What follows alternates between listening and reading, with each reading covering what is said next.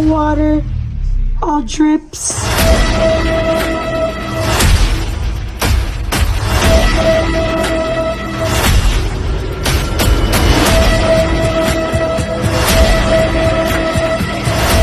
Good job, Cole.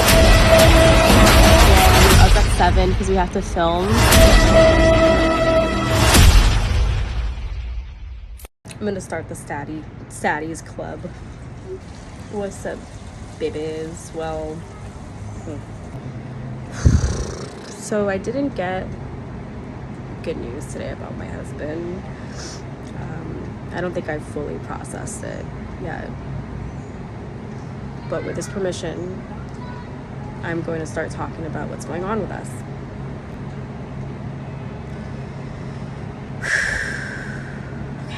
I didn't get the best news today about my husband. I don't think I've fully processed it yet. And with his permission, I'm going to speak about what's been happening with us, and I just want to show that's him with our babies. He's such a good dad.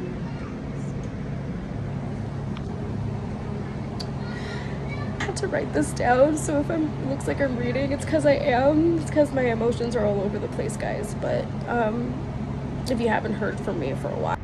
So I did want to just insert here that my husband was diagnosed with bipolar 1 disorder when my eldest son was about 1.5 years old, almost 2, and I was pregnant with our second child. And when he was manic, our lives changed. Our marriage was very tested during this time. I'm not sure what I want to share right now. However, if you're a spouse that, you know, has been with someone who is manic, you know when I say that it's just one of the scariest things you could experience. So I just wanted to add that because I jumped into speaking about what we just found out, and knowing that he is bipolar 1 is important. And we also found out during this time, I started to suspect around this time, and it's probably why Tommy went manic, like lack of sleep, but Zion wasn't sleeping. He was self-harming a lot, and I suspected autism. There's a lot of similarities between him and I. As a kid, it runs in my family. I have dyslexia. It's a type of spectrum issue, but it was never severe enough in my life where they put me in certain classes. Maybe if I was in school now, it would be different, because I definitely had issues growing up, but I'm getting all the tools I need to do the best I can with everything, right? But that's what I'm dealing with, guys. And back to the video I did yesterday, and I'm gonna be posting every day because I need to just start sharing. I'm alone. I need people. Me for a while. It's because I've been so busy working and figuring out life. And for over the last 10 years, he's been our provider, our main provider. And I've built my life around that, you know, been a proud trad wife, right? The trad wives are working, by the way.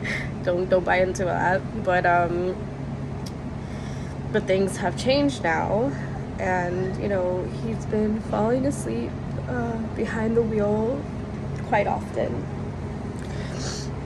The doctor wants to test him for narcolepsy now, and I suddenly find myself asking myself, right, like, what happens when he can't provide no more? And I think we're there. I think he's struggling with that, and I know that he feels bad about it. I don't want him to. And no one talks about that part of marriage, you know. All the women that are like ex-trad wives or whatever, they always, like, because I see the content, you know, they're always like, oh, be careful because they might leave you for someone in, like, the future. But no one talks about mental health conditions that pop up later in life. No one talks about, you know, the health part in the vows, right? And no one talks about that part. And, you know, we already sold our farm a few months back. We're living in a hotel right now. It's gonna be a month officially on Monday because I also have 2 kids, one on the spectrum. and I'm just trying to hold it all together. And a lot of the times, like, I worry because, you know, I don't post about this stuff. You guys see mostly like my fun content, or like things like, you know, like brand deals and things like that. And I don't get to post half of the stuff I make because I'm so busy. I don't get to edit it lately, but that's where I'm at. But with everything that's happening, I am still working nonstop. Like, I'm working, and I'm feeling very happy and blessed that I found something that I could do to help us during this crazy time. I'm tired. I'm so fucking tired. I don't think I've ever been this tired. Like, honestly. And I'm worried. And I'm scared. But I'm not giving up because I know what I'm capable of. And I know that this is my moment to step up, not just like for my family and my best friend. So anyways, if you're like a brand, a creative or a casting director, I'm ready. Let's work. I clean up nice, I promise. But I just had to get this out there because I had a friend too, like, recently be like, oh my gosh, I don't know how you do it all. And I don't want people thinking that like I can do it all, because I definitely can. I have limits. I've crashed out so much lately. And it's really hard when you see someone you love going through something like this, because it's like they can't do anything about it either. And I just really feel for anyone who has bipolar disorder, or a spouse that, like, you know, people that are in relationships with this dynamic. It definitely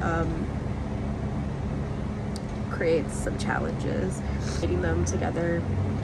And we're fortunate enough right now to have good insurance, but that's also something that worries me too.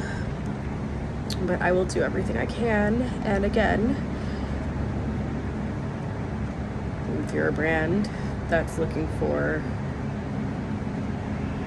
a creative genius, let me know.